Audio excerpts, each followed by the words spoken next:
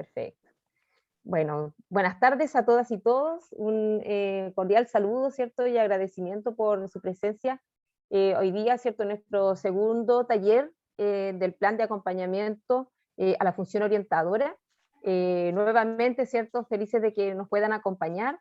Y bueno, más que nada, ¿cierto? Agradecer el compromiso, ¿cierto? Y el interés que ustedes tienen por participar de las actividades y las acciones que genera el programa y específicamente, ¿cierto? Poniendo énfasis, ¿cierto? En la temática además que hoy día nos tienen preparado la dupla psicosocial, ¿cierto? De Bárbara Mejía y Ricardo Carmona. Bueno, así que yo sin más los dejo con ellos, ¿cierto? Para que comiencen ahí el taller. Barbarita. Buenas tardes, sumándome a las palabras de Giovanna. Estamos súper contentos de que tengamos una audiencia interesante como la vez anterior. Estamos en el proceso de acompañamiento de la función orientadora. La actividad para hoy día contempla elementos comunicacionales presentes en la actualidad, luego sociograma, estructura y características, luego el ejemplo de un sociograma en liceo, es decir, vamos a hacer una pequeña simulación de cómo se utiliza un sociograma como herramienta comunicacional. Y finalmente vamos a la parte de la vinculación familia-escuela, que siempre ha sido un tema que está presente respecto de aquellos elementos con quienes más cuesta comunicarse dentro de las escuelas. Solo para recordar, el plan de acompañamiento a la función orientadora es un plan que tiene 3 elementos importantes de destacar. Primero, que es una medida ministerial. Segundo, que está considerada para nosotros como programa apoyarles en esto. Está explícito en nuestro programa, a diferencia de otras acciones ministeriales o extra liceo que, si bien apoyan la función orientadora, no hay un mandato explícito al acompañamiento de la función. Y finalmente, para nosotros se operacionaliza en funciones concretas, y una de las funciones concretas, acciones concretas, es este plan de acompañamiento que básicamente lo que pretende es promover la construcción de un modelo de orientación con cada liceo en un ambiente inclusivo, colaborativo, entre todos los participantes del proceso educativo al interior de los establecimientos, directivos, equipos técnicos pedagógicos, docentes, profesionales de la educación, madres, padres y apoderados y comunidad local. Bien, nosotros estos son los objetivos específicos. En la sesión anterior nosotros trabajamos el reconocer los agentes internos y externos ocupados por los roles. Ahí ustedes mismos reconocieron abierta y explícitamente que la función orientadora no es una función que cumple solo el orientador, y que el orientador es un gestionador para que las cosas ocurran. Aparecieron varios elementos y otros actores dentro de la función orientadora, y para el día de hoy estamos en este segundo objetivo específico, que es el de identificar herramientas para el flujo eficaz y directo de la información entre docentes, estudiantes, directivos y familias. Como les decía, nosotros ya realizamos esta primera actividad, que fue el miércoles pasado, y ahora estamos en la actividad de los desafíos comunicacionales de la función orientadora. Bien, quise hacerlo muy cortito en la introducción, porque tenemos hartos elementos sobre los cuales conversar hoy día. Así que le doy la palabra ahora a mi compañero Ricardo. Gracias, Bárbara. Buenas tardes a todos y todas los que nos acompañan hoy. Agradecido siempre de que nos acompañen en este espacio de reflexión, porque la verdad es que es un espacio que queremos intencionar desde allí, no desde algo más directivo, sino más bien desde algo colaborativo y precisamente desde la co-construcción. Así que son súper interesantes además sus aportes, sus comentarios, así que dejamos desde ya invitados a partir de ahora y en todas las sesiones siempre, si necesitan hacer algún comentario, quieren hacer algo, algún aporte, pueden prender micrófonos directamente o pueden levantar la manito, o en el chat también vamos a estar atentos ahí si ustedes dejan algún comentario en el chat, si es que tienen alguna dificultad técnica en algún momento. ¿Ya? Así que, dicho eso, vamos ya directamente con este taller que tiene hartas cosas bien interesantes. La primera de ellas, bueno, es el desafío comunicacionales de la función orientadora. Identificar herramientas del flujo eficaz. Hoy día nos encontramos en una situación particularmente compleja. Ya hemos dicho la semana pasada que estamos desde la complejidad, y eso hace que los elementos comunicacionales hoy día, a través de esta plataforma, como lo estamos haciendo hoy, sean más complejas aún.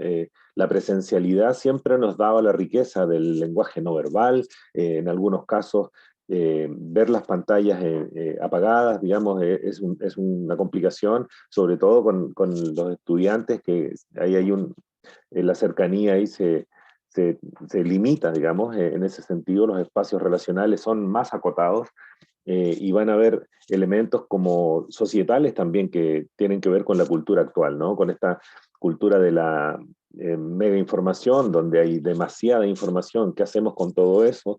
Todos esos elementos que están ahí puestos van a influir también en los desafíos comunicacionales de la función orientadora. Vamos con la primera, Bárbara, por favor. Bueno, uno de los elementos comunicacionales presentes en la actualidad es la hipercomunicación.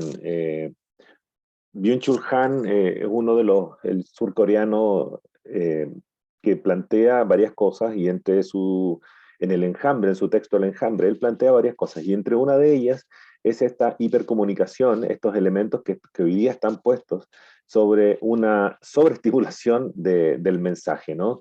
Y que sale incluso a partir de ese mensaje y llega a intencionar algo, va más allá de la entrega mera del mensaje. Y eso es súper interesante pensarlo cuando, además de esto, los procesos informativos de esta hipercomunicación nos llevan, nos encarrilan y nos encasillan a llevar alguna cosa.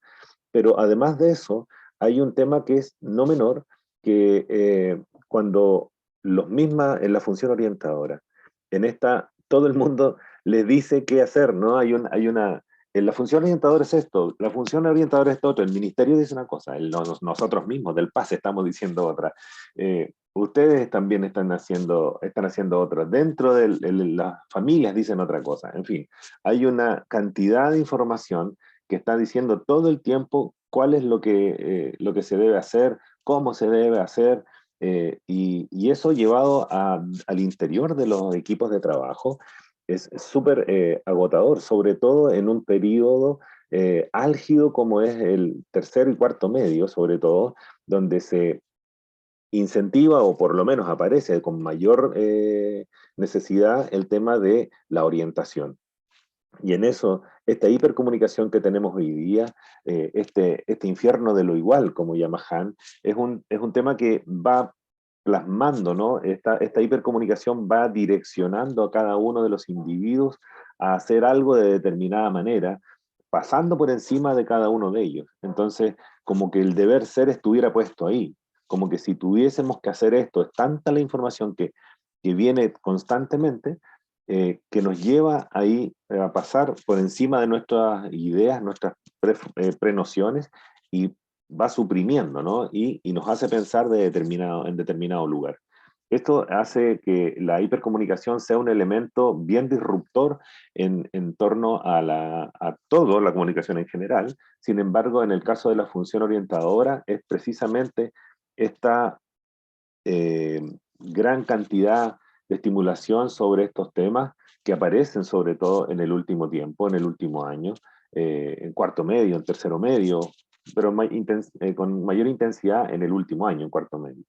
Así que es súper interesante entender este concepto, estas miradas que están hoy día sobre la hipercomunicación y cómo nos está moldeando, ¿no? Normalmente se dice que los medios de comunicación bombardean con información, con cosas, y van repitiendo hasta que nos van moldeando. Bueno, no tan solo los medios de comunicación, aquí se unen también la sociedad en general, que como cada uno de nosotros va contribuyendo a esta macro red, si lo pensamos desde la complejidad y sobre todo de las nuevas tecnologías, hoy día las redes sociales nos invaden con elementos comunicacionales que también van de una u otra forma también siendo parte de esta hipercomunicación.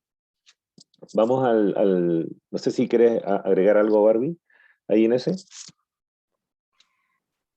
Sí, me encantaría. Solo comentarles que entre compartir pantalla y mostrar mi video, me caigo, entonces voy a tener que bajar el video. Ya, les pido disculpas por eso.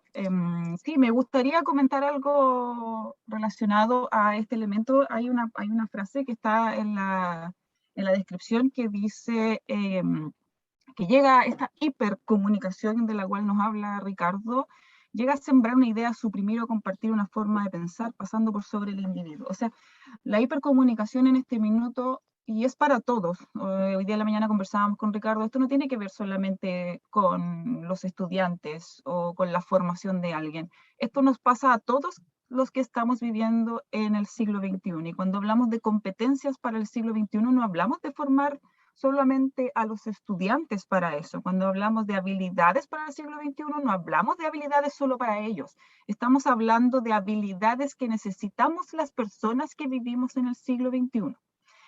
Y como el siglo XXI nos presenta desafíos, uno de estos desafíos es el tema de la hipercomunicación, que la hipercomunicación tiene un efecto, y ese efecto es probablemente noquearte o bloquearte.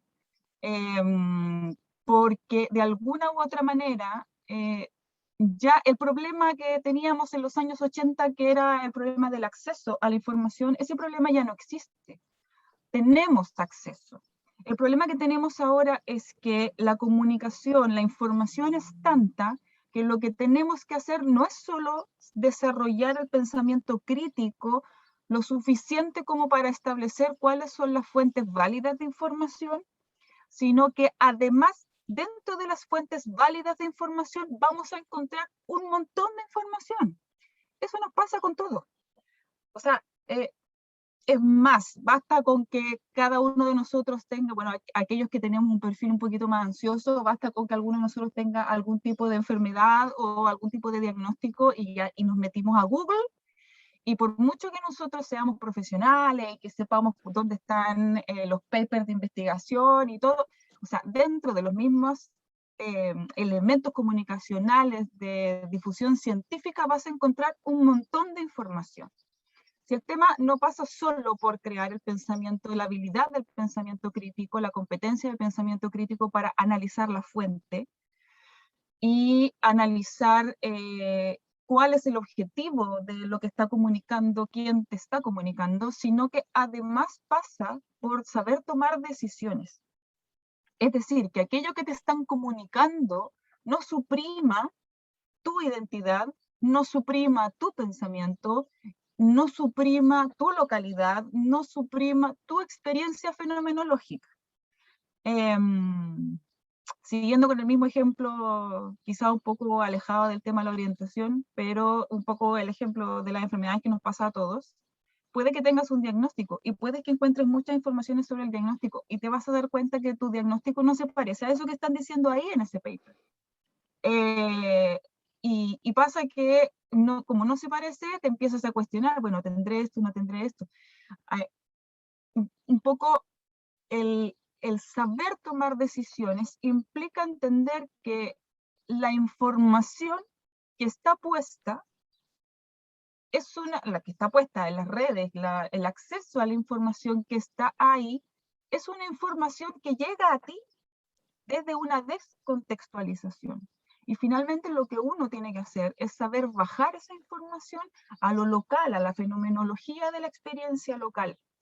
Y eso nos pasa a todos. Eso no solamente es un problema para los estudiantes que están hiperbombardeados con carreras, con mallas curriculares, que la universidad de acá les dio una charla, que la universidad de allá les dio otra charla, que la orientadora les dijo una cosa, que el profesor les dijo otra, que la mamá les dice una cosa, que los amigos que están en la U les dicen una cosa y el PASE les dice otra. O sea, no es solo para ellos. Esto es un problema, la hipercomunicación es un problema para todos nosotros quienes vivimos en el siglo XXI. Y finalmente el desafío de la hipercomunicación es tomar decisiones que sean coherentes con el proceso experiencial fenomenológico local. Eso quería comentar. Súper, maravilla. El tema de bajarlo y contextualizarlo y ponerlo en situación es un elemento súper importante. Ahora hay otro elemento comunicacional que es la cacofonía, un poco que está muy ligado también con el elemento anterior, que es la cacofonía normalmente es un sonido, ¿no? Que está repetitivo y que genera un ruido en el fondo. Esta cacofonía, como ven en la imagen, también en la gráfica ahí, logra ser más o menos lo que genera a los estudiantes en este rato, con tanta información, como decía Bárbara recién, que todo el mundo le dice que van todas las universidades, que van los institutos, que va la PDI, que va Carabineros, que en la casa le dicen que los amigos que están en la U, que él pase, en fin, un montón de información repitiendo, y en este elemento también cómo nosotros mismos nos estamos también desde la función orientadora normatizando en algo que permite, que es algo que a los estudiantes siempre se les escucha mucho, repetir que siempre están pensando en estudiar, estudiar, estudiar, estudiar, y nos concentramos solo en el elemento del estudio como la única posibilidad, y eso hace que, tanto por el lado de los estudiantes, pero por el lado nuestro, también nos están pidiendo desde el ministerio, desde la misma universidad, de las direcciones, desde los sostenedores, en fin, todo el mundo está pidiendo resultados a partir de un par de conceptos, y eso genera en esta hipercomunicación también una cacofonía, un ruido que deja de ser agradable, que deja y que finalmente lo bloquea uno, que uno intenta personalmente de manera individual bloquear todo este ruido y se aleja, ¿no? Esa sensación de alejarse de tanta información, de que lo que muchos estudiantes y muchos profesionales vivimos, ¿no? De eso, ¿por qué me catetean tanto con esto? Siempre es el mismo discurso, siempre está en lo mismo, volvemos siempre a lo mismo. Todos esos comentarios siempre están puestos desde estos elementos comunicacionales como la cacofonía. Es un ruido intenso que siempre está pensándose hoy día desde, no tan solo desde los medios de comunicación masiva, sino que también de las redes sociales y nosotros mismos de pronto en un elemento que pueda hacer generar una no sintonía, ¿no? Lo que necesitamos básicamente es que esto se transforme en una sinfonía, que podamos recurrir a las informaciones de manera coordinada, que vayamos estructurando estas informaciones, que no se crucen, que no se choquen, que no se contradigan. En el fondo, son elementos que van a dar un sonido coral, finalmente, ¿no? A los elementos comunicativos desde la función orientadora. Es un tremendo desafío también, cuando sabemos que además, que como identificaron ustedes la semana pasada, hay muchos factores de la función orientadora. Entonces, ¿cómo generamos entre todos nosotros que esto sea de manera coordinada, que no sea un mero ruido, que nos estemos todos diciendo cosas sin tener flujos de información? Y por eso luego vamos a revisar y vamos a ver el tema del sociograma, que puede ser un elemento interesante para identificar esto, cómo están los canales de comunicación, cómo son los elementos que están siendo disruptores ahí, y la cacofonía es un elemento que también está presente en mayor o menor grado dentro de los elementos comunicacionales que tenemos hoy día en la actualidad. Sí, sumar a lo que dice Ricardo, como bien dijo él, la cacofonía es una palabra que viene de la música, y la cacofonía es lo contrario de la sinfonía. Si uno utiliza la metáfora, la sinfonía es cuando hay una armonía dentro de los elementos de la música o de la pieza musical. Y para eso se necesita, como cual una orquesta, para eso se necesita un director, pero también se necesita una pauta, se necesita el Partitura. escrito, la partitura. Bajando la metáfora a lo que estamos conversando nosotros, la partitura en este caso no sería igual al plan de acción. La partitura sería el igual al modelo. Un plan de acción es una serie de acciones que se van a ejecutar durante el año. Y no necesariamente ese plan de acción es sinfónico. A veces los planes de acción son cacofónicos porque están llenos de cosas que nos piden por todas partes que tenemos que hacer y finalmente terminamos haciendo cosas porque nos piden. El modelo es lo contrario, el modelo es lo sinfónico. El modelo es aquello que tiene sentido y en ese modelo, en esa sinfonía, quien articula y quien gestiona y quien sería el director de orquesta, en ese caso, sería el orientador u orientadora o quien cumple la función de orientador y orientadora. Pero no va a funcionar si los otros integrantes de la orquesta no están tocando sus instrumentos de acuerdo a la partitura, es decir, de acuerdo al modelo. El modelo nos presenta una estructura, el modelo nos presenta una meta. A propósito de la hipercomunicación y el hipertexto, el modelo es una toma de decisiones, y es una toma de decisiones hacia dónde vamos a poner el foco. Porque hay tantos focos y hay tantas necesidades. El modelo es hacia dónde vamos a poner el foco y el modelo es lo que nos va a generar esta sensación de armonía dentro de nuestro plan de acción que es la bajada operacional de este modelo.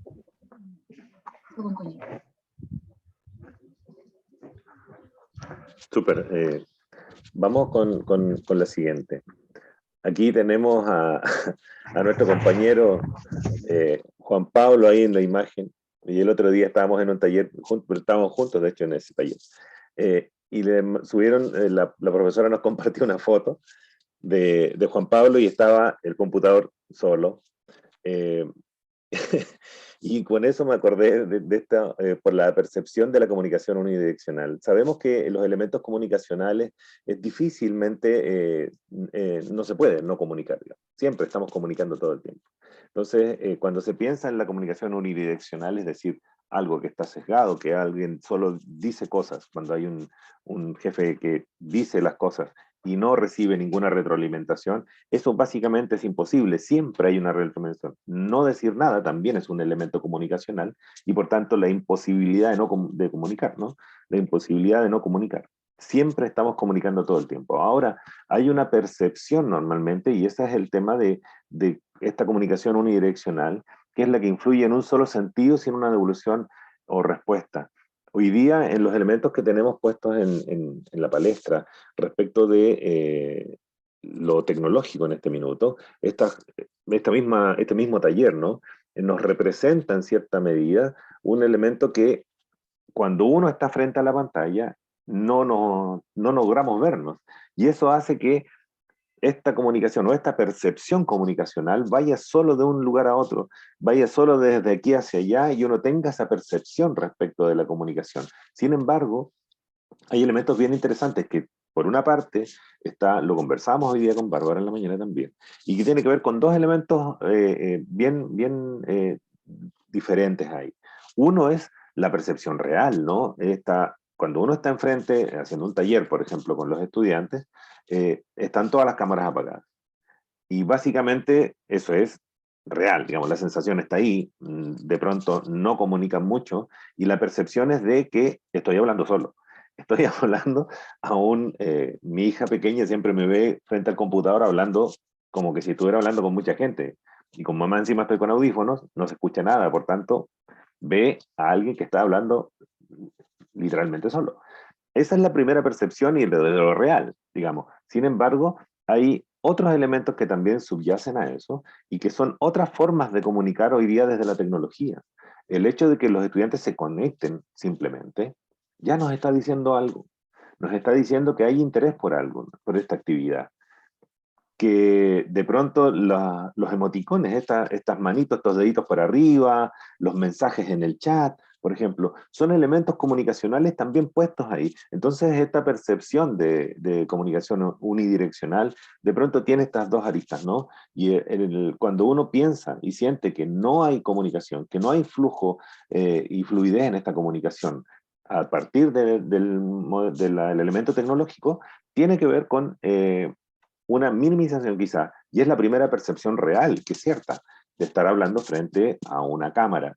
cosa que nos hemos tenido que ir acostumbrando los más longevos. Sin embargo, para los jóvenes y para los nuevos profesionales está siendo cada vez más cotidiano, ha sido una cosa, un elemento que no ha sido tan novedoso. Sin embargo, esta percepción, de vuelta ya a la percepción de la comunicación unidireccional, hay que balancearlo en estos dos elementos. Hay que quizás empezar a reconocer estos elementos, como sería un símil, digamos, de lo no verbal en el elemento tecnológico. Los deditos para arriba, los comentarios en el chat, en fin. Cuando uno termina y hace retroalimentaciones, nosotros nos hemos encontrado después de los talleres de que los estudiantes o los participantes en diferentes talleres, a pesar de que pensamos, en nuestra percepción inicial es que, pucha, nadie comentó nada, hablaron un par, que son los que siempre comentan, y el resto no comentó nada, pero cuando hacemos una evaluación y le mandamos que nos escriban a través de correo, o qué sé yo, de un documento de Word, cómo fue el taller, recibimos mucho feedback, o al final del taller. Una vez que cerramos el taller, muchas gracias, estuvo súper bueno, en fin, y ahí recibimos mucho más devolución. Eso también es parte de que corrobora, digamos, este elemento de percepción comunicacional que siempre está presente ahí. No sé, Bárbara, si quieres agregar algo ahí. Y bueno, recordar lo que tú dijiste, la premisa comunicacional es que es imposible no comunicar, no existe la no comunicación. Ahora, en ese sentido, un problema con la no retroalimentación explícita es precisamente que aquellos elementos que te llegan, aquellos elementos comunicacionales que te llegan, que no son explícitos, quedan muy a la interpretación de quien está esperando una retroalimentación. Entonces, podemos interpretar relativamente bien, podemos interpretar medianamente mal, o podemos simplemente no interpretarlo. Por eso no se habla de un enfoque de comunicación unidireccional, sino que es la percepción de una comunicación unidireccional. Un poco relacionado con lo que vamos a ver un poco más adelante, que tiene que ver con las familias, es precisamente uno de los grandes problemas, porque el liceo, por su parte, espera un tipo de retroalimentación de parte de la familia, espera un tipo explícito de retroalimentación y de forma de participación. Por otro lado, la familia, desde su posición de familia, comunica, pero no comunica de la forma en que el liceo necesita, o al que el liceo le gustaría, o que al liceo de alguna manera le conviene para los objetivos que son de alcanzar objetivos de aprendizaje. Por otro lado, la familia, por su parte, si nos ponemos modo familia, la familia también dice, bueno, percibo una comunicación en donde a mí me dicen todo el tiempo lo que tengo que hacer, pero es poco lo que cuando me preguntan sobre cuánto aporte o qué creo yo respecto de ciertas cosas. Entonces, la familia se queda con una sensación, una percepción de comunicación unidireccional, en donde no tiene todos los elementos y le faltan elementos para entender, y en ese faltar elementos para entender también interpreta desde su posición de familia con elementos que le faltan. Y bueno, una de las estrategias básicamente para salvar este desafío de la percepción de la comunicación unidireccional es precisamente trabajar la explicitación. No pueden quedar cosas al azar, y muchas veces hay que explicitar lo obvio, de ida y de vuelta. Eso pasa en la relación al interior de la familia, con los hijos cuando son pequeños, con los adolescentes, en la relación de pareja, la relación con la mamá, la relación con los amigos, la relación en el trabajo, y va a pasar necesariamente en la relación familia, escuela, comunidad. Es necesario hacer un trabajo de explicitar cuáles son y cómo son las formas de comunicación esperadas en esta vinculación. No pueden quedar al azar. Eso. Súper, Bárbara. Es súper importante estos elementos que has planteado tú, de que los elementos comunicacionales que están puestos ahí en esta percepción, ¿no? En esto que no pueden quedar al azar, que deben ser eh, resueltos, deben ser con claridad, deben ser explicitados. Y eso es súper importante, que de pronto lo damos por hecho con cosas tan como que si fuera una obviedad. Sin embargo, pareciera no tan obvio en el ejercicio cuando uno hace un poco y escarba un poquito en la experiencia y puede ver en el cotidiano. Ustedes lo podrían ver fácilmente en el cotidiano, en el día a día, en las relaciones con el tema familiar, incluso dentro de los mismos equipos de trabajo. O sea, es un tema que es transversal, nuevamente, no es un elemento comunicacional transversal. Vamos con el siguiente, Bárbara, por favor. Aquí hay otro elemento que siempre está presente dentro de los temas comunicacionales, y es el estereotipo. Normalmente, bueno, el estereotipo es una idea, ¿no? Una imagen aceptada comúnmente, es algo inamovible, es algo que no cambia, que es inmutable. Sin embargo, va más allá de las apariencias y las estéticas, sino que en el caso de los orientadores, y volviendo al mismo caso de las familias, ¿no? Siempre dice, pero es el orientador el que debe, y es el orientador el que tiene que hacer, y está como el estigma, ¿no? Ahí como que si no hubiese nadie más que pudiera hacer eso, está ahí siempre también cargando encima. Las familias se tienen que hacer cargo de esto, se deben hacer cargo de esto otro, el orientador se debe hacer cargo de esto otro, el director debe hacer esto, el profesor jefe, en fin, como que todos tienen y cargan de determinada manera un estereotipo, y eso es un tema que no tan solo está presente nuevamente es transversal, ¿no? No está presente simplemente al interior solamente con los estudiantes, que ellos también siempre están diciendo, pero usted el que me tiene que decir por qué, cuándo, cómo y dónde, digamos. El tema es cómo nosotros salimos de ahí también, de esos elementos comunicacionales que disrumpen, estorban un poco, que hacen ruido, como el estereotipo. Y normalmente al orientador en particular, al que cumple la función orientadora, se le carga también con cierto estigma y una carga de ideas ahí, ¿no? Las diferencias nos enriquecen, dice la gráfica, y el respeto nos une. En esa gran diferencia, al interior incluso de los equipos, cuando cada uno de nosotros, si nos reconocemos nuevamente en esta sinfonía, como decía Bárbara recién, usando esta misma metáfora, cada uno que ejecute bien su instrumento, que podamos leer esta carta magna que tiene con este modelo, que nos pueda servir de guía para no estar siempre pensando y no equivocándonos respecto de que él o ella siempre debe hacer esto, siempre debe hacer lo mismo, cuando hay una variación respecto de de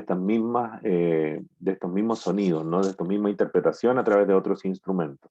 Así que es súper importante que este estereotipo también tratemos de eliminarlo, digamos, o sacarlo, o al menos reconocerlo dentro de los mismos equipos de trabajo. Y, por cierto, que también es un trabajo pendiente ahí con familia, ¿no? Que siempre la familia como que carga encima una tremenda mochila, sobre todo el orientador, para poder generar esto, y como que si fuera la responsabilidad exclusiva de quien hace esa función. Entonces, siempre eso, el estigma, digamos, el estereotipo, es un elemento de peso también en la comunicación, que a veces estorba un poco dentro de todo este proceso, que es de integración nuevamente, ¿no? Que es un proceso comunicativo que incluye, que retroalimenta, que está contribuyendo, co-construyendo todo el tiempo. Entonces, en ese proceso comunicacional complejo está el tema del estereotipo también jugando ahí un rol en la actualidad, que es un tema no menor que podemos ver ahí. No sé si Bárbara quieres complementar algo ahí. Sí, hay dos elementos importantes para que se dé un estereotipo. Primero, que sea bidireccional, es decir, en este caso, de la familia hacia la escuela y de la escuela hacia la familia. La familia tiene una idea sobre lo que debiera hacer la escuela, y la escuela tiene una idea sobre cómo debiera funcionar la familia, ¿ya? Es bidireccional. Y lo otro, que es el más importante, es precisamente el problema comunicacional. Para que haya un estereotipo tiene que haber un problema comunicacional, porque cuando estas dos posturas no se comunican, esta se queda con su idea y esta otra se queda con su idea. pero cuando empiezan a acercar posiciones a propósito de la comunicación, van creando realidades en conjunto. Mientras más comunicación hay, menos espacio queda para la formación de estereotipos. Es precisamente con aquellos sujetos con los cuales no nos comunicamos, con los cuales no compartimos, es con quienes tenemos estereotipos. Pasaba lo mismo con los migrantes, pasaba lo mismo con las personas homosexuales, pasaba lo mismo con las personas transgénero, pasaba lo mismo, qué sé yo, etcétera. Con todos, mientras más lejanos estamos en nuestras realidades cotidianas, por lo tanto en nuestra comunicación, más probable que se dé el estereotipo. Cuando la familia está más cerca de la escuela, la familia entiende la función de la escuela, incluso mientras más cerca de la escuela y mientras más conoce la escuela y mientras más se comunica con la escuela, más entiende la función de la escuela y más quiere apoyar a la escuela. Y al revés, cuando la familia, o sea, cuando la escuela más realiza intencionadamente acciones para acercarse a la familia, cuando más las conoce, cuando más las lleva, cuando más trata de acercarse, es cuando menos estereotipos tiene de la familia y entiende a veces por qué esa familia y ese chico funciona así y por qué esa familia no viene a la reunión y por qué esa familia tiene, o por qué este chico o esta chica tiene este problema en esta asignatura, por ejemplo. A veces ni siquiera son problemas de aprendizaje per se de la asignatura. Muchas veces son situaciones que pasan por una serie de variables que pasan en la familia y que como no me comunico con la familia, lo más rápido, porque, y aquí lo conecto un poco con las neurociencias, el cerebro necesita tener etiquetas para ordenar la experiencia. El cerebro necesita poner las cosas en algún lugar. Y cuando tengo una familia que no, yo desde mi perspectiva hago todos los esfuerzos porque la familia venga, porque desde mi perspectiva siento que están todas las puertas abiertas, pero la familia no viene, y como no tengo la retroalimentación explícita de la familia, lo que yo hago es poner a esa familia dentro de una categoría, y es una categoría previa. Y esa categoría previa es un estereotipo, lo más probable, porque como no tengo la comunicación con esa familia, pero siempre pasa que cuando vamos conociendo a la familia, esa familia empieza a salir de esa categoría del estereotipo y la empiezo a ver con otra mirada y empiezo a tener otras sensibilidades al respecto. Súper. Maravilloso. Es precisamente esa falta de comunicación, ¿no? Un disruptor comunicacional que es precisamente la falta, ¿no? de ese problema comunicacional que no nos acerca, no nos empatiza, no nos entendemos, no nos conocemos. Y esos son los elementos que generan estos problemas. Ahora hay algo que siempre está presente ahí, que lo vemos cotidianamente cuando trabajamos con los liceos y lo vemos comúnmente cada vez que asistíamos a los talleres de manera presencial y sabemos el cariño que esto conlleva, que es la validación emocional. Esta es la confirmación y corroboración de lo importante que tiene el sentir del otro. Y en ese sentir del otro siempre lo veíamos a partir de los orientadores, lo sabemos a partir de los profesores jefes, con todo el cariño que le ponen en sus estudiantes y en su trabajo constante, cómo están relevando y dándole importancia a cómo se sienten los estudiantes y pendientes de aquello. Sin embargo, esto que pareciera y que es, sin lugar a dudas, un elemento muy, muy importante en el tema comunicacional, se nos olvida de pronto hacia el interior de los equipos, nosotros también. Ahí dentro de los mismos profesionales tenemos también a veces, concentramos toda la mirada de esta validación emocional en los estudiantes, en el objetivo, sí, para allá son los niños, son lo importante, los niños son lo importante, y nos olvidamos siempre que todos somos importantes, que todos necesitamos este trabajo y este desarrollo. Y esto es lo más relevante quizás en este punto.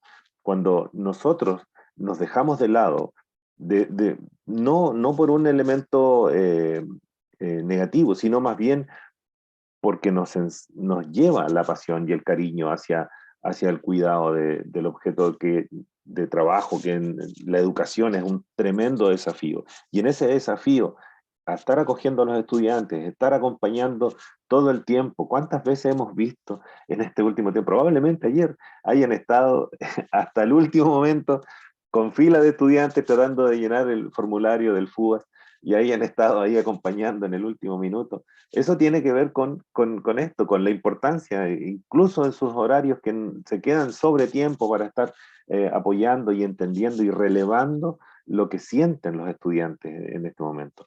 Pero nos olvidamos ahí nuevamente de nosotros mismos dentro de los equipos. Esto debería ser nuevamente un elemento transversal que pudiéramos estar y cuidar y fortalecer dentro de los equipos de trabajo también.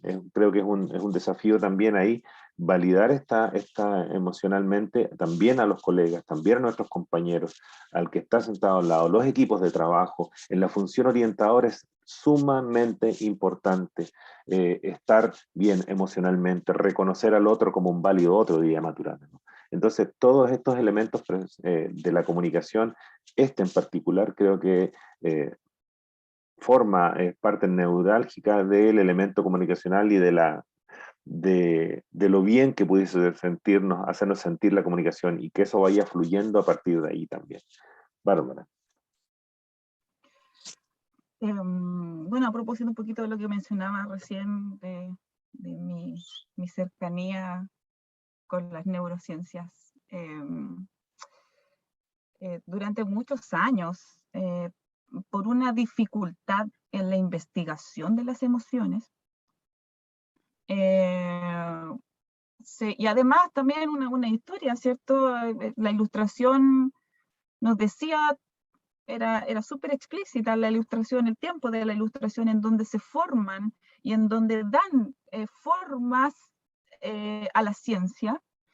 Se decía que la razón era algo que no podía ser trabajado porque o sea, la razón era la razón pura, así muy kantianamente, la razón pura era el elemento que nos hacía humanos, ¿cierto? Y frente a eso, y frente a la dificultad de tener métodos para investigar la emoción, se fue creando entre nosotros, y se fue creando entre nosotros los humanos, y se fue creando en las ciencias una validación un poco, no explícita, pero un poco tácita respecto de que lo cognitivo era el elemento humano y por lo tanto lo cognitivo era lo que había que trabajar y sobre todo en educación. Y eso bajó a la educación, ¿ya? Ahora, afortunadamente, los seres humanos, bueno, desafortunadamente para el medio ambiente, los seres humanos avanzamos y arrasamos mucho, pero por otro lado, afortunadamente vamos creando otras formas de investigar, y una de las formas de investigar que ha ido resaltando un elemento que podría haber sido un elemento obvio y evidente, que era la emoción, se ha ido, que no fue ni obvio ni evidente, se ha ido resaltando a propósito de la investigación desde las ciencias cognitivas y desde la neurociencia. ¿Qué se sabe ahora en este minuto? No hay ningún proceso psicológico y no hay ningún proceso cognitivo que no esté relacionado con la emoción. Por lo tanto, del mismo modo en que yo te valido a ti como ser humano en tu existencia, y eso es importante, también es importante la validación emocional de tu experiencia como ser humano. Si yo no valido la emoción de tu experiencia emocional, prácticamente te estoy invalidando, porque tú llegas a ser humano, tú llegas a ser el humano que eres a propósito de las emociones y a propósito de las estrategias que has ido construyendo y tu maduración en relación con los demás, con el medio ambiente, en tu relación con tus pares, con la escuela, la educación, etc. Pero todo eso está transversalizado por la emoción. La emoción es lo que te hace actuar. Uno no actúa por la razón, básicamente. Y eso quedó obsoleto. O sea, un neuromito es que uno actúa por la razón, falso. el no validar una emoción o el no validar la experiencia emocional es básicamente no validarte como ser humano. Ahora, muy importante, validar una emoción no implica necesariamente estar todo el tiempo en la emoción. Hay emociones, las emociones tienen una función, y la función es movernos, ¿ya? Emoción. Hay que moverse, viene del motion, del motor, ¿ya? Esa es la emoción. Pero si hay una emoción que te sirvió en un momento para una actividad particular, una situación particular en la vida, y ya no estás en la misma situación particular en la vida, pero todavía estás en la emoción, ahí hay que un poco entrar a mediar y aprender a regular. ¿Y quiénes somos los llamados a aprender a regular? Parece ser que somos los llamados los adultos. ¿Por qué? Porque tendríamos un poco más de madurez cognitiva, biológica y experiencial y comunitaria como para ayudar a los otros que no la tengan, ¿ya?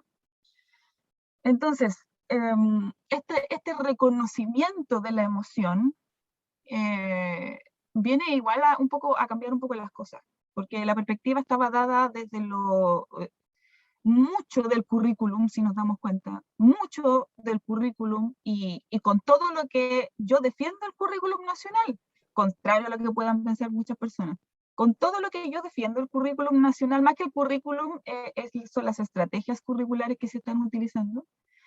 Hay bastante poco de validación emocional cuando hablamos de las habilidades. No, cuando hablamos del currículum de matemática, cuando hablamos del currículum de lenguaje, cuando hablamos, hay mucho de habilidades del siglo XXI, harto, y eso es maravilloso, pero hay poco de habilidades socioemocionales dentro del currículum. Y eso es una cosa que te dice todo el rato que hay una no validación del proceso emocional. Ricardo. Súper.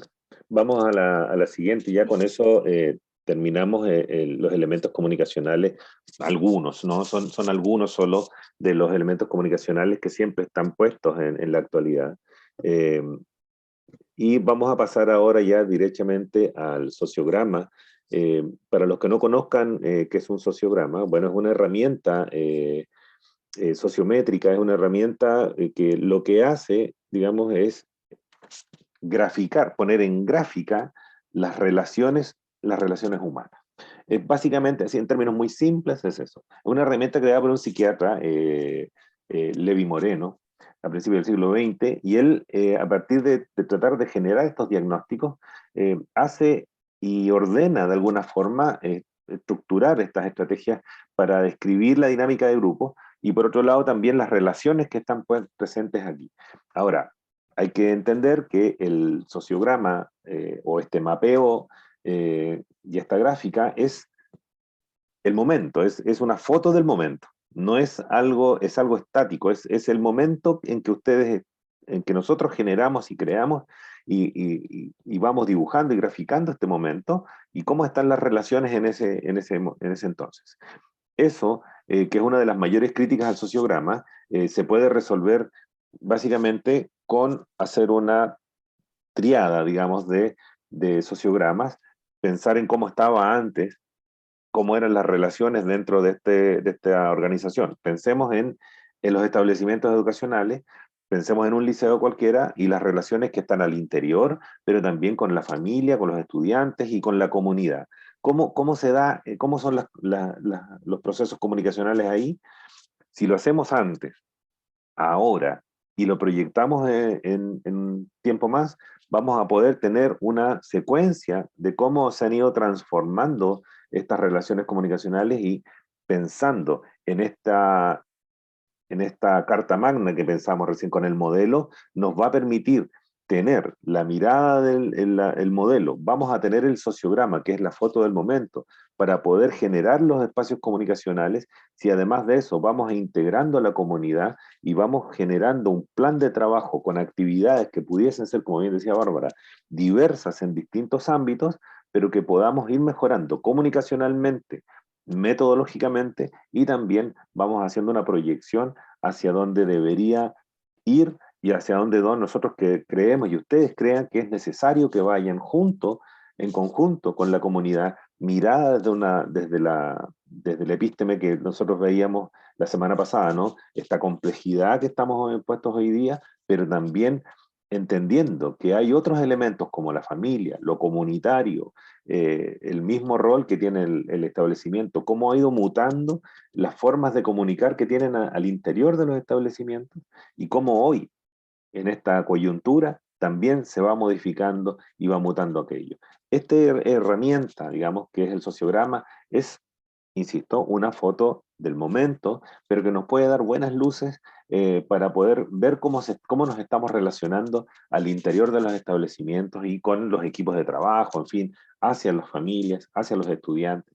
Ahí vamos a ver, vamos a pasar ahora a ver lo técnico de esto y luego les voy a mostrar un ejemplo, ficticio, digamos, de un liceo X, donde cuáles son las relaciones que se han ido dando. No está así definido, se pudieran hacer miles, ahí ya les voy a contar, lo van a ver en esa gráfica. Ahora, tiene una iconografía. Es importante la iconografía para ir identificando de mejor manera cuáles son los procesos que se viven al interior y quiénes son, digamos. Entonces, es súper importante que los directivos, por ejemplo, ya tengan una figura, ahí ustedes pueden elegir la que quieran, digamos. Normalmente así es muy clásico, desde el poder, digamos, la triangulación, en fin, los círculos son más societales, en fin, hay como estructuras que pudiesen ir profundizando, si ustedes quieren después podríamos profundizar en esta herramienta y en estos sociogramas, pero sin embargo esta es como la iconografía que ustedes pudieran usar, es lo que está puesto hoy día en el ejemplo, pero ustedes pudiesen variar ahí. Lo relevante de esto son también, fuera de las iconografías que nos ayudan visualmente a identificar de manera más clara y homogénea para el resto de las personas que pudiesen hacer análisis con este sociograma, es también la segunda diapo, si pasamos a la siguiente, Barbie, que tiene que ver con los vínculos.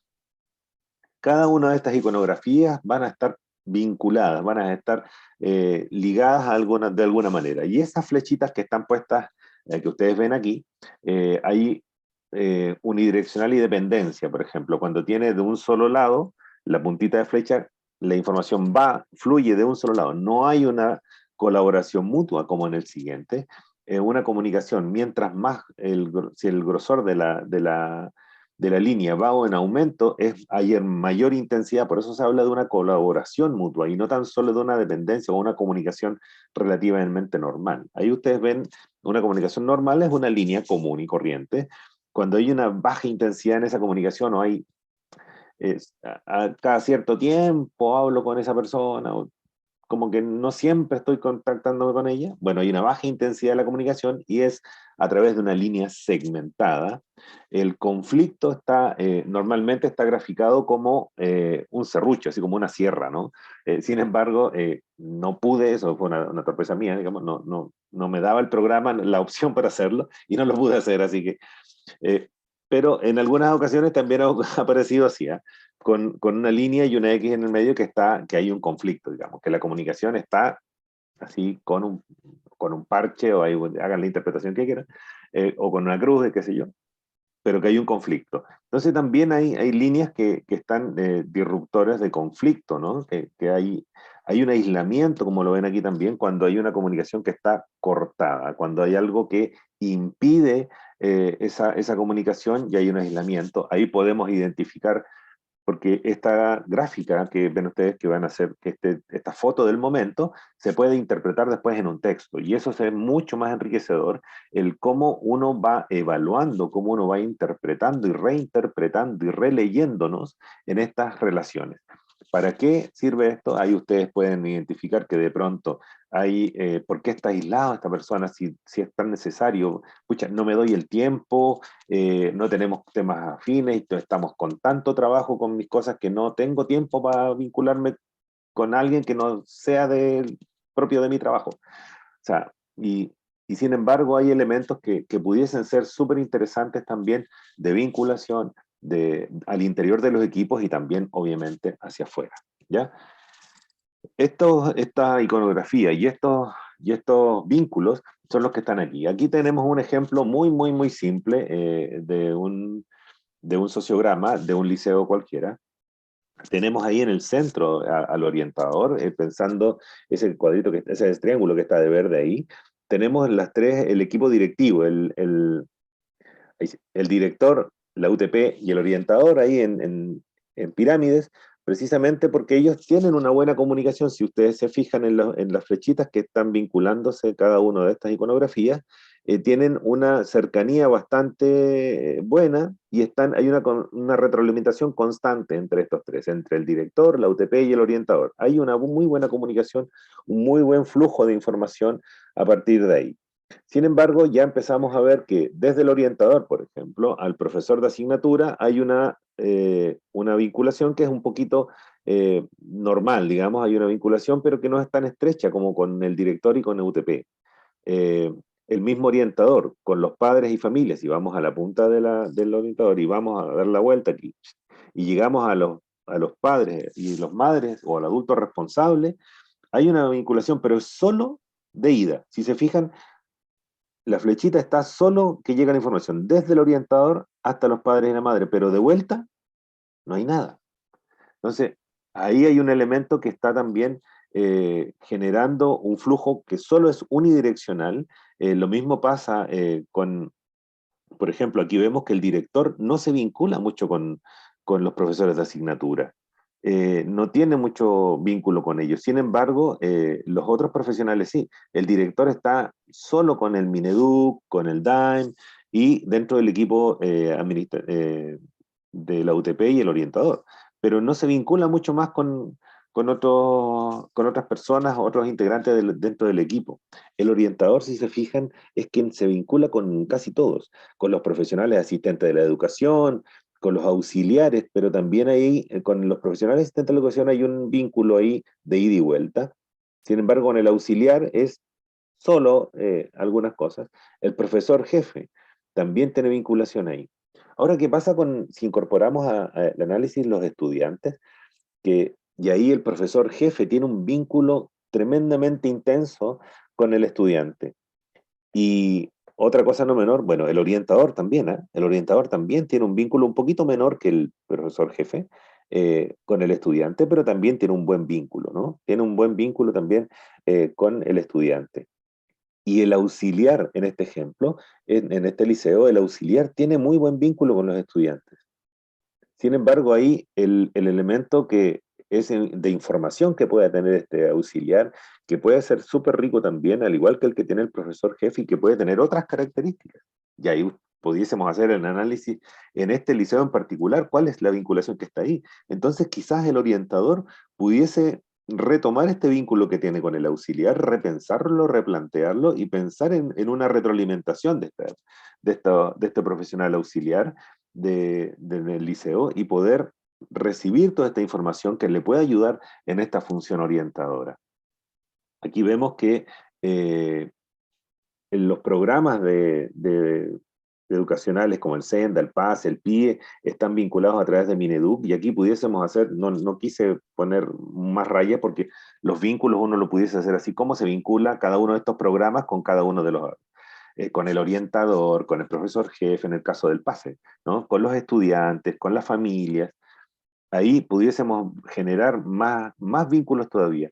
Esto se puede ir complejizando cada vez más, ¿no? Se puede ir intensificando cada vez más. Ustedes a lo mejor van a incorporar, yo incorporé en este ejemplo todos los profesionales y todas las personas integrantes que salieron la semana pasada respecto de que forman parte de la función orientadora, todos los que integran todo este trabajo, y aquí traté de llevarlos a la gráfica Entonces, las vinculaciones pueden estar ahí. Incluso pueden haber relaciones problemáticas, por ejemplo, entre el estudiante y sus hermanos, por ejemplo. Ahí puede haber aparecido algo con una cruz o ese como serruchito que les decía yo, que es una mala relación, u otra, digamos, relaciones ahí al interior. Entonces, también de los estudiantes con sus padres, por ejemplo, que también pueden haber tenido algún problema en el momento, entonces también les da luces a ustedes de generar que en las familias también hay una gran dificultad, o que del establecimiento del director con el DAEM, por ejemplo, hay una mala relación, no sé, hay un tema político de por medio, vas a ver uno, y genera también un ruido que es súper importante porque así no llega la información, no baja con fluidez la información desde el sostenedor. Entonces, todos estos elementos de este sociograma nos pueden ayudar a identificar cada una de las formas en que están haciendo. Aquí la UTP con el padre, los padres, las madres o el adulto responsable, es muy eventual la comunicación que tienen. Entonces hay una línea segmentada donde poco y nada se sabe respecto de lo que está haciendo la UTP y directamente hay un reclamo, ¿no? Hay una comunicación, siempre están pidiendo si voy las notas y esto, y, y, y está ahí una comunicación siempre desde un solo lado y con muy tenue. Entonces hay una debilidad en la comunicación, en el elemento comunicacional ahí, que es súper importante. Entonces, podemos a través de estos sociogramas y estas gráficas, es un ejercicio súper simple que pareciera así complejo, sin embargo, vamos a pedirles que esta herramienta como tal pueda ser un elemento que podamos, ojalá, y ustedes, eso queremos, que ustedes puedan hacer este ejercicio en sus propios liceos y puedan ir viendo cómo cada uno de los liceos pueda estar formándose una idea, que puedan hacer ustedes esta bajada, ¿no? El cómo generar este ejercicio, digamos, del sociograma y puedan ustedes pensarlo desde un lugar para tenerlo como el primer insumo, digamos, para poder generar este modelo que estábamos hablando recién, esta carta magna, ¿no? Esta guía que no podemos tener para poder generar la función orientadora y trabajar en función de esto. Sería un elemento súper interesante que nos vaya dando luces de poder hacerlo. Así que creo va a ser una tarea ahí que le queríamos dejar para el próximo taller, que va a ser renuévame la fecha, Barbarita, no me 10. recuerdo. ¿El 10? 10. Súper.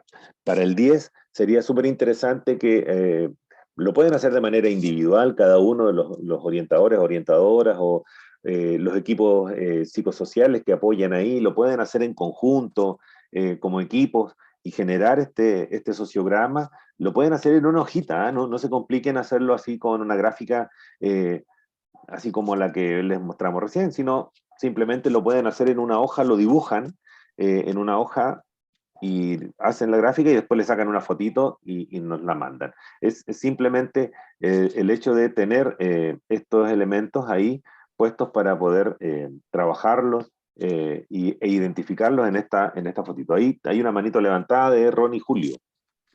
Sí, Don Ronnie. mira, te pediría, sí, porque yo estoy con el celular, porque estoy en 2 reuniones simultáneas, entonces estoy tratando de escuchar todo, pero no, con el celular no alcanzo a ver todo como para anotarlo. Si pudieran mandarnos esa Sí, imagen. no hay problema, Ronnie. Vamos a enviar la presentación y voy a mandarles algunas cositas ahí para el sociograma para que lo puedan ver también lo vean en la gráfica, en el ejemplo, y así a ustedes les resulta mucho más fácil con la iconografía y con también con los vínculos, ¿ya? Así que no va a haber problema ahí, le vamos a enviar la información necesaria para que lo puedan hacer con harta facilidad. Sí, a mí me gustaría hacer hincapié en esto, considerando que son las 16:41, todavía nos falta el tema de familia, pero no obstante, quisiera reforzar la idea de que es necesario que podamos tener este elemento como una fuente de información para apoyar la construcción de los modelos. En ese sentido, quería preguntar si la información está clara, si se entiende el propósito de generar estos sociogramas y si es que es necesario, por ejemplo, discutir de nuevo cuáles son las formas, cómo son los conectores. Y lo otro es también comentarles que lo ideal para construir sociogramas es que participen la mayor cantidad de personas posibles dentro de un mismo liceo. Esto puede ser que se pongan de acuerdo para construir entre todos un mismo sociograma, o que cada uno de los integrantes del liceo que esté participando de este plan de acompañamiento construya su propio sociograma. Pero es importante tener más de una mirada respecto de la comunicación, porque recuerden que el sociograma es una forma en que la persona que está construyendo el sociograma percibe cómo se da esa comunicación, ¿ya? Y no siempre una persona es representativa de todo el liceo. Por eso, mientras más personas apoyen la construcción del sociograma, mucho mejor. Entonces, queda abierto ahí, abre el micrófono, es si consideran que es necesario que repasemos de nuevo algunos elementos de la construcción del sociograma, los conectores, qué significan, más allá de que efectivamente vamos a enviar el material apropiado para la construcción del sociograma. Preguntar si quieren ahora una segunda retroalimentación al respecto. Don Claudio. Don Claudio García. Sí, de todas maneras, sería interesante para poder comparar con lo que tenemos nosotros en el liceo y para poder hacer la tarea, el trabajo. Ya. Entonces, yo creo que volvemos aquí, Ricardo. ¿Ya? Sí, puedes ponerlo en eco ahí. Bueno, aquí la iconografía que utilizamos, ya les dije, como les decía hace un momento, tenemos a los directivos, pueden ocupar esta misma iconografía o yo creo que es más fácil que ocupen la misma, así van a tener en triángulos a los directivos, a las personas que estén haciendo cabeza con algo, a los docentes, a los profesionales, sostenedores institucionales, estudiantes y familia, o pueden separar incluso estudiantes y familia para generar una diferencia ahí, las relaciones con los estudiantes en particular y con las familias por otro lado. Pueden ocupar un rombito, no sé, ahí pueden ustedes ir jugando con eso, un trapecio, puede ser, ahí ustedes pueden jugar con alguna figura geométrica ahí distinta. Y las instituciones de apoyo externas la pueden dejar ahí en círculos. Ahí ustedes van eligiendo cuáles son las formas. Lo interesante de esto y de la iconografía tiene que ver un poco con una homogeneización y que sea visual también, ¿no? Que se sepa que, por ejemplo, los directivos siempre van a ser pirámides, van a ser un triángulo equilátero. Y eso va a generar ahí que ustedes puedan tener visiones y todas las personas que se vengan a sumar a la interpretación, después al análisis, porque lo interesante de esto, más allá de la foto en primer lugar, también es una forma de poder analizarlo esto en conjunto, que es la riqueza mayor, digamos, de todo esto, que es un ejercicio que evidentemente para estos modelos que estamos pensando en generar y apoyarlos a construir por cada uno de los establecimientos, es súper importante que nuevamente cada uno de ellos estemos y lo podamos acompañar en esta discusión, en este análisis respecto de este sociograma. Entonces, nos va a ayudar esta iconografía. Nosotros les vamos a enviar esta presentación y esta misma iconografía para que ustedes la puedan ir utilizando en cada uno de sus sociogramas que van a ir generando luego después por cada establecimiento, ¿ya? Pero es súper importante que sea homogéneo, que todos ocupen estos mismos, así lo cerramos con eso y lo dejamos ahí más establecido para que puedan usarlo. Los vamos a enviar estas iconografías. Ahora, ¿cómo se conectan estas iconografías con estos... Disculpa, ¿sí? Ricardo, solo mencionar que aquí en estos iconos pueden aparecer para ustedes como los sociogramas son reflejo de una experiencia local. Pueden aparecer para cada liceo a lo mejor actores que no están propuestos aquí, ¿ya?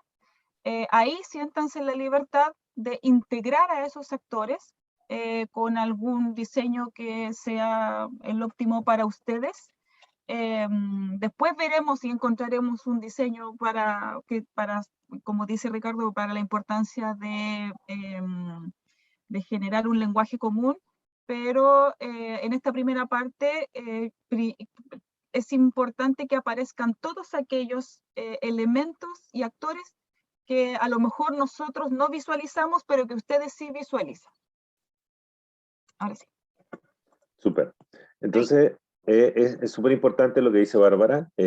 Siéntanse también con la libertad de aquello, ¿no? De incorporar a cada uno de lo que ustedes entienden y sientan que dentro de su establecimiento, por ejemplo, de los administrativos, y tal vez pudiesen poner más personas, más roles dentro del establecimiento que sean importantes, tal vez, o eliminar alguno. El ministerio, el Mineduc, por ejemplo, tal vez ni siquiera va a ser importante o relevante para ustedes. Lo sacan y pueden poner otro. En fin, también es importante que ustedes se sientan con esa libertad de interpretar a partir de esta iconografía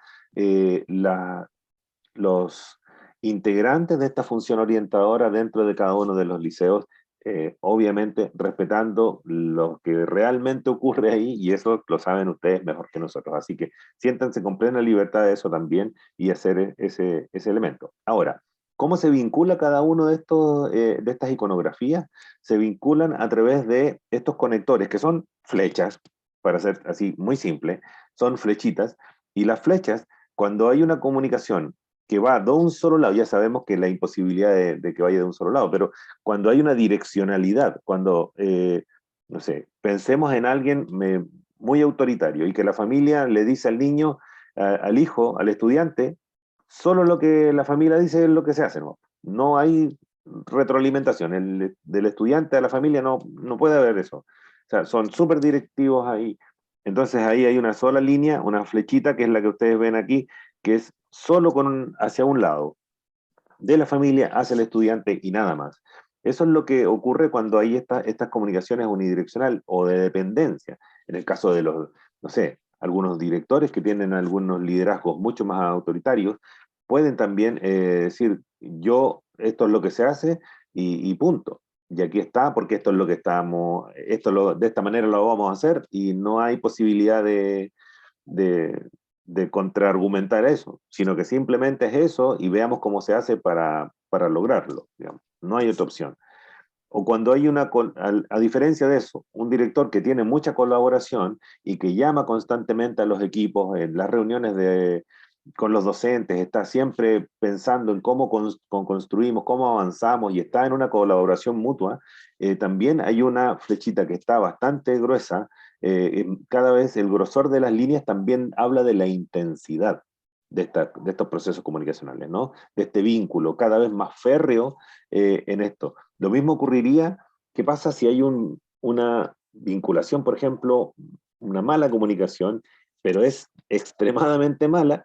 Claro, vamos a tener que hacer esta misma, el grosor de la flecha, del vínculo, pero va a ser mala, y le ponemos esta cruz, o si no, buscamos con dientecitos, que lo pueden ustedes hacer así como muy disruptor, ¿no? Este vínculo, así como serrucho, digamos, la línea. O le pueden poner una X encima, que también es una alternativa. ¿Ya? Entonces, estas vinculaciones, cuando hay poca comunicación entre los diferentes participantes del establecimiento, como ya vimos en el ejemplo recién, hay una baja intensidad, se pone con segmentos, en una línea segmentada. Hay espacios ahí donde la comunicación es débil, la comunicación no está fluida, está siempre interrumpida, en fin, o hay poca comunicación entre esas partes. ¿Ya? Bueno, ya vimos el tema del conflicto. Y cuando hay alguien que la verdad es que trabaja de manera aislada, yo no me meto nunca me entero de qué está haciendo. Y eso, ahí hay un aislamiento. Entonces hay una comunicación, o simplemente no existe.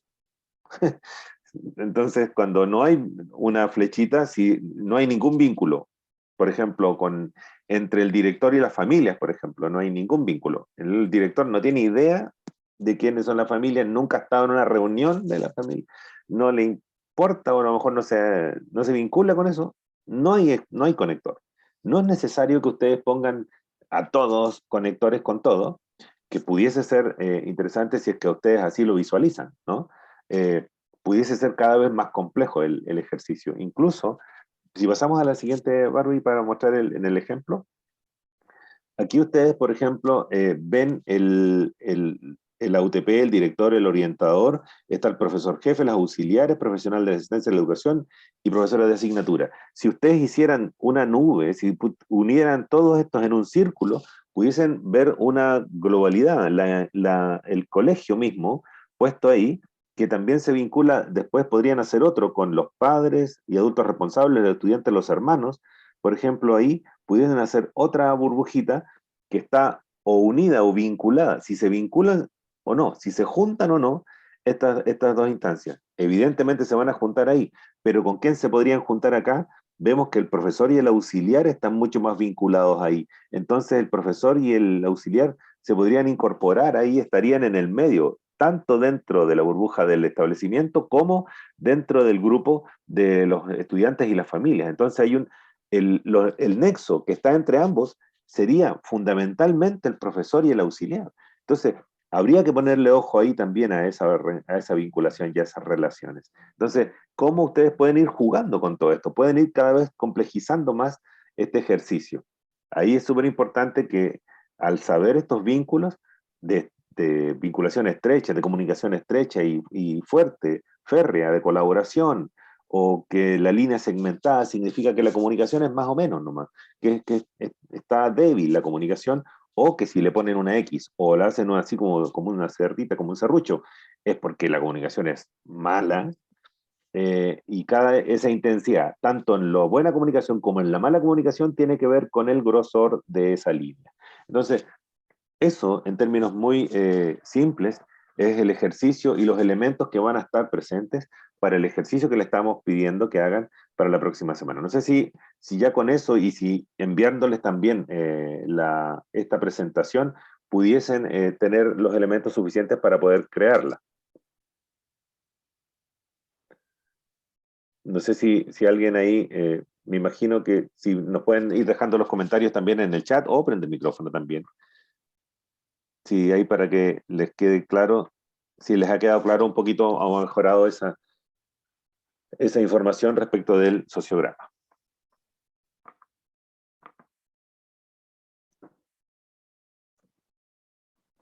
Clarito Ahí, dice la Claudia. clarito dice la Vega. Claudita. Súper, Claudita. Muchas gracias, Claudia. Bien, antes de continuar, es necesario, voy a parar la presentación. Son 5 para las 5, ¿ya? Tenemos todavía que revisar el material de familia.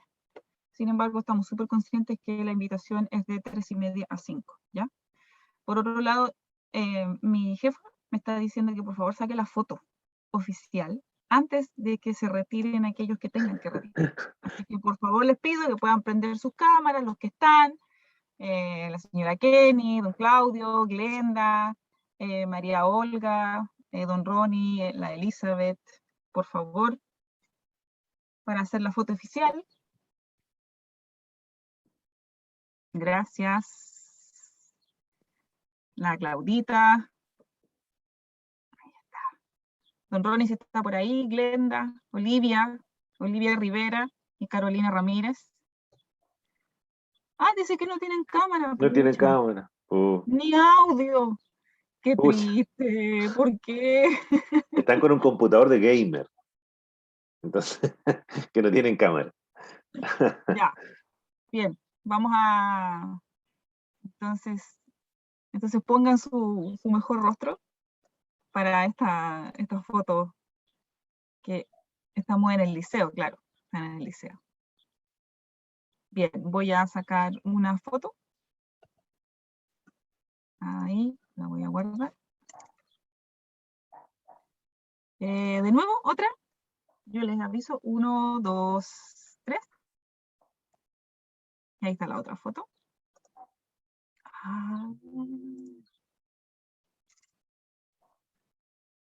Bien. Súper. Muchas gracias por eso. Y ahora viene la pregunta del millón en realidad. que quisiéramos saber si tienen un tiempito más para quedarse ahora para el tema de familia, o bien tomamos el tema de familia en la próxima sesión. Esto es importante, porque el tema de familia es probablemente uno de los temas más controversiales dentro de la comunicación entre el liceo y o sea, uno de los temas controversiales dentro de los aportes de quienes trabajan y son parte de la función orientadora. Entonces no me gustaría que tuviéramos que tener 15 minutos para hacerlo. Entonces, o menos quizás. Y respetando eso, preguntarle a ustedes, mano alzada, ahí... La Susanita nos dice ahí por mensaje que para la próxima semana. Eso. Ya María Olga también dice que la próxima sesión, no sé, la Claudia también nos dice que para la próxima sesión, la señora Patricia, la señora... Por la importancia del tema, la próxima sesión. Ok. Súper, señora Patricia. Señora Kenny, ¿también? Ya, perfecto. Don Ronnie, Carolina, Glenda, Olivia. La mayoría creo que ya bueno, la mayoría ha hablado. Sí, ha hablado. Don Ronnie ahí nos dice... De ahí de barriga, don Ronnie. Perfecto. Entonces, la próxima sesión vamos a empezar con familia. ¿Perdón?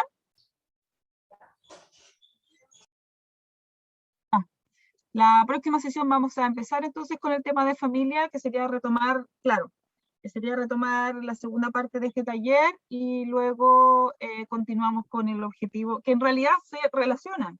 No es que estén desligados, no es que vayan a ser dos cosas tan diferentes, se relacionan bastante. Así que, bueno, en este sentido, comentarles que les vamos a enviar entonces la presentación, se la haremos llegar a través de la coordinadora. Sí, opinamos lo mismo. Por eso quise hacer la mención aparte.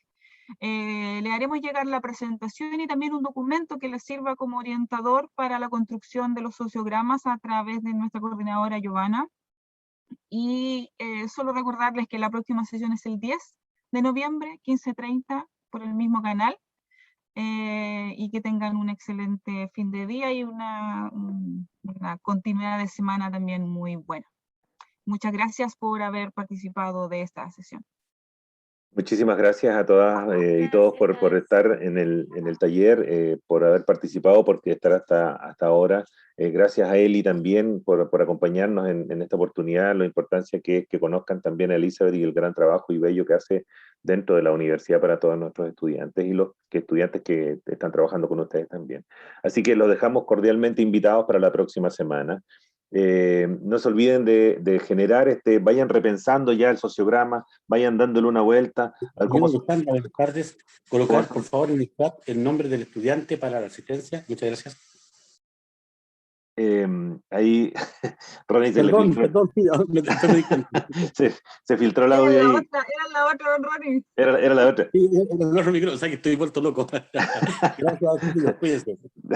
Verá, entonces es importante que vayan dando una vuelta, le vamos a enviar, como decía Bárbara, los insumos ojalá necesarios, ahí quedan ustedes con mis teléfonos también y los teléfonos de nosotros, si tienen alguna duda al momento de generar este sociograma, lo pueden hacer, nos pueden mandar un mensajito en WhatsApp y nosotros vamos a estar atentos y siempre con cariño de apoyarlos y acompañarlos también en eso. Así que un abrazo fraterno, cuídense, a cuidarnos en todo este tiempo, a apoyarnos, seamos solidarios siempre con la información, compártanla, así que nada, un abrazo fraterno y que tengan linda semana y muchas gracias por estar con nosotros.